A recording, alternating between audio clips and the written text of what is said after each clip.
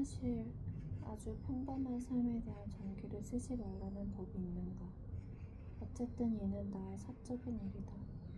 아마도 내 이야기를 들어줄 사람이 있다면 그걸 기록으로 남길 필요는 없을 것이다. 사람들은 때때로 지나간 어떤 것에 대한 기억을 대화거리로 삼는다. 그저 어머니가 뭘 자주 요리하곤 했던가 하는 이야기라도 말이다. 지나간 이야기를 꺼낼 때마다 가정부는 "맞아요. 참 많은 일을 겪으셨군요. 저도 힘들게 살아봐서 그걸 알죠. 라고 말하는 듯 머리를 끄덕인다. 그런 일상적인 일에 대해 이야기를 나누기에는 그녀는 성격상 쉽게 애절해하고 매사에 감상적인 면만을 보려고 한다. 다른 사람들은 남의 추억을 한 귀로 흘려듣다가 "내가 젊었을 때는 우리 집에선 이러저러 했었지" 라면서 이야기 속으로 뛰어들려고 안달한다. 사람들은 자신의 추억에 대해 자랑스러워하는 것 같으며 어린 시절에 디프테리아가 돌았거나 엄청난 폭풍을 겪은 걸 가지고 우쭐거리는 것처럼 보인다. 마치 그러한 경험이 자신들의 업적이나 되는 듯이. 어쩌면 누구에게나 자신의 삶 속에서 뭔가 특이하고 중요하고 아주 극적인 면을 보고 싶어하는 욕망이 꿈틀거리고 있는지도 모른다. 그 때문에 자신이 경험한 사건에 주목해 주기를 바라고 그로써 더 많은 관심과 경탄의 대상이 되기를 기대하는가 보다. 나의 삶에서는 비일상적이고 극적인 일은 아무것도 일어나지 않았다. 내게 기억나는 것이라곤 조용하고 당연해 보이는 거의 기계적인 세월의 흐름이며 내게 다가올 마지막 순간까지도 다른 사람들과 마찬가지로 별로 극적이지 못할 것이다. 돌이켜볼 때 내 뒤에 놓인 직선적이고 분명한 길을 걸어온 곳이 기쁘다고 말하지 않을 수가 없다.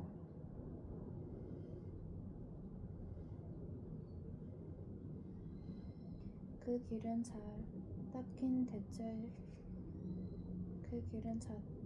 닦인 대로처럼 아름다웠고 그 길 위에서 방황할 일이 없었다. 그 길이 올바르고 편안했다는 것에 거의 자랑스러운 생각까지 든다. 단숨에 유명기까지 회상할 수 있으며 그 선명함에 또다시 기쁨을 느낀다. 이 얼마나 아름답고 평범하고 시시한 삶인가. 어느 곳에도 모험이나 투쟁 같은 것은 없으며 예외적이거나 비극적인 면도 없었다. 제대로 작동하는 기계를 바라보는 것 같이 흐뭇한 눈길로 되돌아볼 수 있다. 나의 삶은 소리도 내지 않고 멈출 것이다. 아무런 흔들림도 없이 조용하고 묵묵히 움직임을 끝낼 것이다. 또한 그래야 한다. 나는 평생 동안 책을 읽었다. 얼마나 많은 신기한 모험 이야기를 읽고 비극적인 인물들과 별난 성격을 접했던가. 마치 비일상적, 예외적, 이례적 사건과 우연 외에 다른 이야깃거리는 없는 것처럼 말이다. 하지만 인생이란 별난 모험이 아닌 일상적 법칙의 흐름이다. 삶에 나타나는 특이하고 비일상적인 것은 단지 삶의 바퀴가 덜컥거리는 소리일 뿐이다. 오히려 정상적이고 평범한 삶을 찬미해야 옳지 않을까? 덜컥거림이나 비통함 없고 산산이 부서지지 않았다고 해서 부족한 삶일까? 그 대신 우리는 많은 일을 해냈고 태어나서 죽음에 이르기까지 모든 책임을 완수했다. 나의 삶은 전체적으로 보아 행복했고 소심하지만 목가적인 삶에서 발견한 조그맣고 규칙적인 행복은 부끄러울 게 없다. 고향 마을의 장례 행렬이 기억난다. 맨 앞에는 십자가를 든 사제가 걸어갔고 그 뒤로 악대가 행진했다. 번쩍이는 트럼펫, 호른, 클라리넷, 가장 아름다운 악기는 튜바였다. 그 다음에 하얀 제의를 입고 사각모를 쓴 신부와 6사람이 운반하는 관이 따랐다. 마지막으로는 진지하고 엄숙한 표정을 하고 어딘가 인형들처럼 보이는 검은 옷차림의 사람들이 걸어갔다. 사람들의 슬픈 발걸음, 트럼펫과 클라리넷의 슬픈 소리와 튜바의 저음이 그 모든 것 위로 강렬하고 드높게 울려 퍼졌다. 그 소리는 거리와 마을 전체를 가득 메웠고 하늘로 올라갔다. 모든 사람들이 일을 멈추고 집 밖으로 나와 떠나가는 사람에게 머리를 숙여 경의를 표했다. 누가 죽은 걸까? 이처럼 장황하고 엄숙한 행렬을 보면 어떤 왕이나 공작 아니면 영웅의 장례식인가? 아니, 죽은 자는 채소장수였어. 하느님의 영원한 가호가 있기를. 그는 착하고 고진 사람이었고 자신의 삶을 살았다. 아니면 술의 수리공이거나 갓바치의 장례식일 때도 있었다. 그들은 이미 자신들의 일을 매듭 지었고 그 길은 그들의 마지막 길이었다. 어린 나는 누구보다 행렬 맨 앞에 선 사제가 되고 싶었고 그게 아니면 관 속에 실려가는 사람이 되고 싶었다.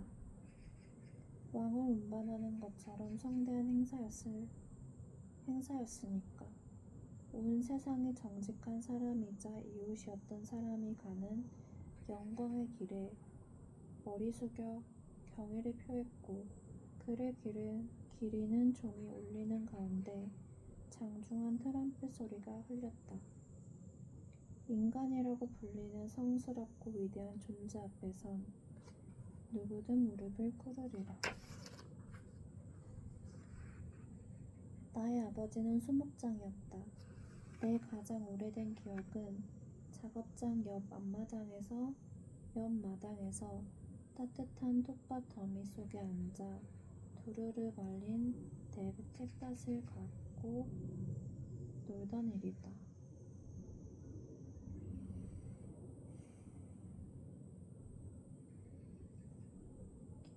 아버지의 조수인 프란츠는 나를 보며 싱긋 웃으며 대패를 들고 다가온다. 이리와 네 머리를 밀어주마. 어머니가 뛰어나와 나를 안아준 걸로 보아 내가 훌쩍거렸던 모양이다. 소목장이 작업장의 그 즐거움과 소란스러움이 내 유년기 전체를 감싸고 있다.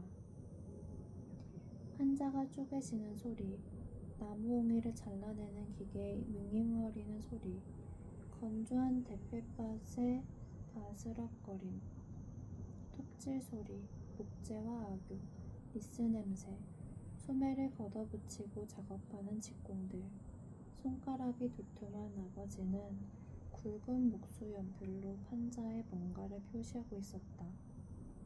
땀이 밴 셔츠가 넓은 등에 달라붙은 채 아버지는 가쁘게 숨을 쉬며 일에 몰두했다. 뭘 만드는 중이었을까? 맞아, 천장이었지. 판자를 서로 연결하고 홈을 끼워 맞추면 천장이 된다. 아버지는 엄지손가락을 능란하게 놀려 완성품의 모서리를 따라 훑어보다가 잘못된 곳을 바로잡았다. 때로는 관을 만들 때도 있었다. 하지만 관을 짜는 일은 그다지 정교한 작업이 아니었다. 그저 망치질하고 나무 위에 장식을 붙인 다음 페인트와 니스칠을 해서 윤을 많이 내면 끝이었다. 아버지는 제목이 피아노처럼 무거운 고급 오크나무가 아니면 관에 연마질을 하지 않았다.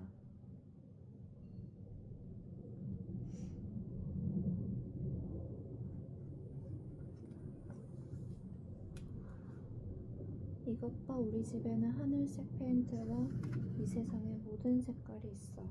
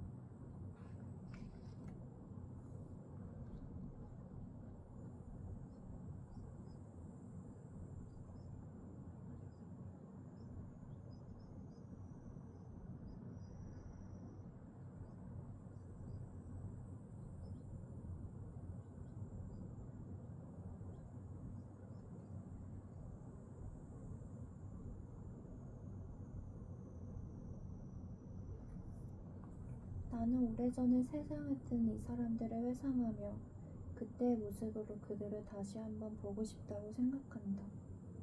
그들 모두 각자의 세계를 가지고 있었으며 그 세계 속에서 각자의 신비스러운 일과를 영위해 나갔다. 모든 직업은 그 자체로 하나의 세계였고 다른 소재와 다른 의식을 가지고 있었다. 일요일은 묘한 날이었는데 사람들이 작업복을 입지도 않았고 소매를 걷어붙이지도 않았기 때문이다. 모두들 검은색 옷을 입었고 거의 똑같은 모습이었다. 그런 그들의 모습이 내게는 어쩐지 낯설었다. 때때로 아버지는 내게 주전자를 쥐어주며 맥주 심부름을 시키곤 했다. 주인이 주전자에 맥주를 채우는 동안 나는 술집 구석을 슬쩍 훔쳐보았다. 테이블 주위에는 푸죽한 주인과 빵집 주인과 이발사와 가끔은 외투 잔추를 풀어 젖히고 소총을 벽에 기대어 세워놓은 뚱뚱한 순경까지 함께 앉아 떠들고 있었다. 그 사람들이 작업장이나 가게 밖에 있는 것이 이상하게 여겨졌다. 내게는 볼썽사납고 어울리지 않은 것처럼 보였다. 이제 와서 생각해보면 각기 닫혀있는 그들의 세계가 서로 교차되는 모습을 본다는 게 나를 당황하게 만들었던 것 같다. 어떤 질서 같은 것을 깨느라 그들이 그렇게 소리를 질러댔는지도 모른다. 누구나 자신의 세계, 자기 직업의 세계를 가지고 있었다. 어떤 사람들은 신성시 되기도 했는데 마르티네카 아저씨나 고함을 지르며 헤치고 다니는 광대나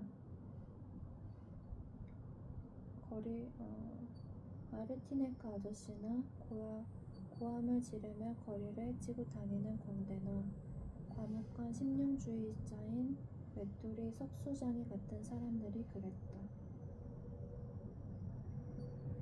이 어른들의 세계 사이에서 꼬마는 자신에게만 속하는 조그만 세계를 가지고 있었다.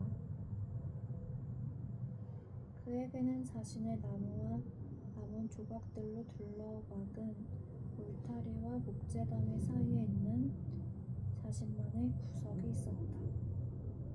그곳은 아무와도 나누고 싶지 않은 가장 커다란 행복이 있는 비밀 장소였다. 거기에서 꼬마는 쪼그리고 앉아 숨을 들이쉬었다. 이제 모든 것은 하나의 아련하고도 정겨운 소음으로 변한다. 한자가 쪼개지는 소리, 작업하는 사람들의 둔탁한 소리, 석수장이의 돌 깨는 소리, 땜장이 집에서는 함석이 딸그락거리고 대장간에서는 모루가 쨍그랑거리며 누군가 대낮을 망치로 두드려 만들고 있다. 어디선가 아기가 울고 멀리서는 아이들의 소리가 들린다. 닭들이 놀라 꼬꼬댁거리고 어머니가 문가에서 부른다. 아가야 어디 있니? 그곳이 마을이라는 곳이고 커다란 강처럼 사람들이 모여있는 곳이다. 자신의 조그만 배 올라타 아무런 소리도 내지 말고 배를 저어 멀리 나가보라. 그러다가 뒤를 돌아보면 두려움이 생기리라. 모든 사람들에게 자신을 감추는 것, 그것 또한 세상으로 나아가는 탐험이다.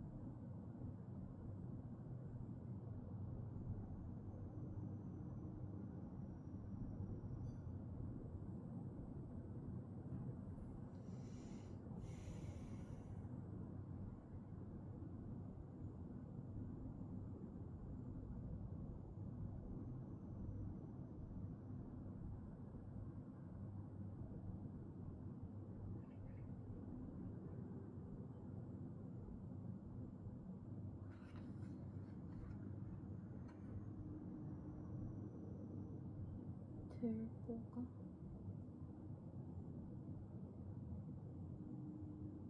뭐지?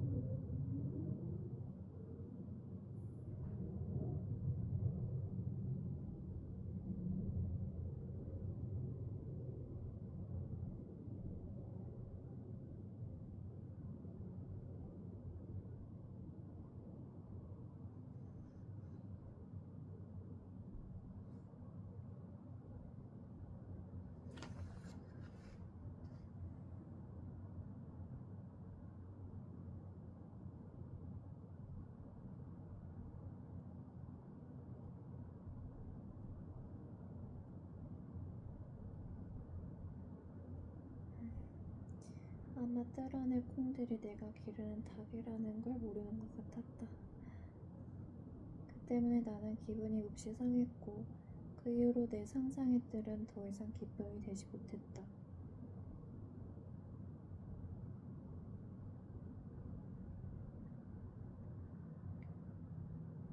사랑은 너무 무겁고 고통스러워 때때로 그 느낌을 단순한 우정으로 끌어내려야 했다. 다른 아이들은 여자애고 논다며 나를 놀려댔는데 그런 행동은 자신들의 품위에 비춰볼 때 있을 수는 없는 일이라고 했다.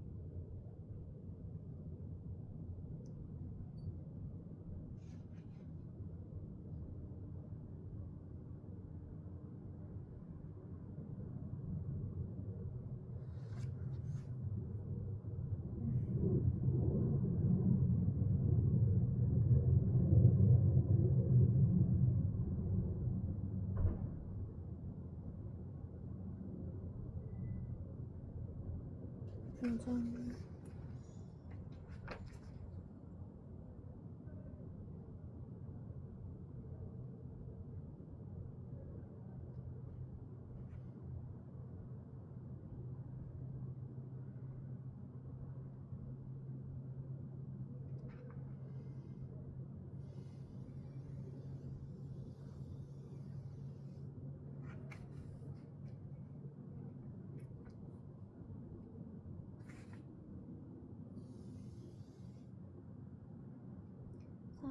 너무 무겁고 고통스러워 때때로 그 느낌을 단순한 우정으로 끌어내려야 했다.